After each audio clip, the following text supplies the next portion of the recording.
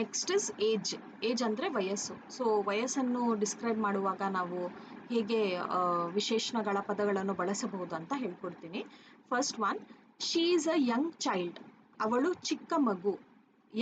Young ಅಂತ ಹೇಳೋದು ಒಂದು ವಯಸ್ಸಿನ ಬಗ್ಗೆ ಹೇಳಬೇಕಾದ್ರೇ ನಾವು ಯಂಗ್ ಅಂತ ಯೂಸ್ ಮಾಡ್ತೀವಿ. Young, old, teenager, middle aged, adult, ಈ ಥರ ಪದಗಳನ್ನು ಬಳಸ್ತೀವಿ. Okay, so she is a young child, ಅವಳು ಚಿಕ್ಕ ಮಗು. He is a middle aged man, ಅವರು ಮಧ್ಯ ವಯಸ್ಸಿನ ವ್ಯಕ್ತಿ ಅಂತ ಬರುತ್ತೆ ಅರ್ಥ. ಓಕೆ, ಮಿಡಲ್ ಏಜ್ಡ್ ಅಂದರೆ ಮಧ್ಯ ವಯಸ್ಸು ಅಂತ. She is an elderly woman, ಅವಳು ವಯಸ್ಸಾದವಳ ಮಹಿಳೆ. ಎಲ್ಡರ್ಲಿ.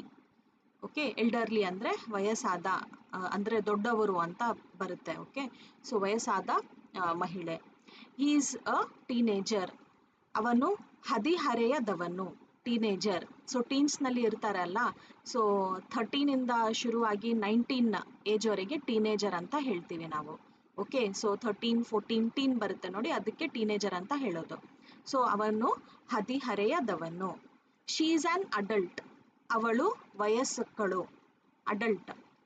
ಓಕೆ, ಸೊ ಈ adult, teenager, elderly, middle aged, Young age ಅಂತ ಹೇಳ್ತೀವಲ್ಲ, ಅದೆಲ್ಲ ನಾವು ಒಂದು ವಯಸ್ಸಿನ ಬಗ್ಗೆ ಡಿಸ್ಕ್ರೈಬ್ ಮಾಡುವಾಗ ಈ ಥರ ವಿಶೇಷಣ ಪದಗಳನ್ನು ಬಳಸಬೇಕು. ಅರ್ಥ ಆಯ್ತಾ? ಸೊ ಈ ವಾಕ್ಯಗಳಲ್ಲಿ ವಿವಿಧ ವಿಶೇಷಣಗಳನ್ನು ಬಳಸಿಕೊಂಡು ವಿಭಿನ್ನ ಜನರ ವಿವರಣೆಗಳನ್ನು ಒದಗಿಸುತ್ತವೆ ಅಂತ ನಾನು ಹೇಳ್ತೀನಿ. ಓಕೆ, ಇವೆಲ್ಲ ನಾವು ಇವತ್ತು ಡಿಸ್ಕಸ್ ಮಾಡಿರೋದು.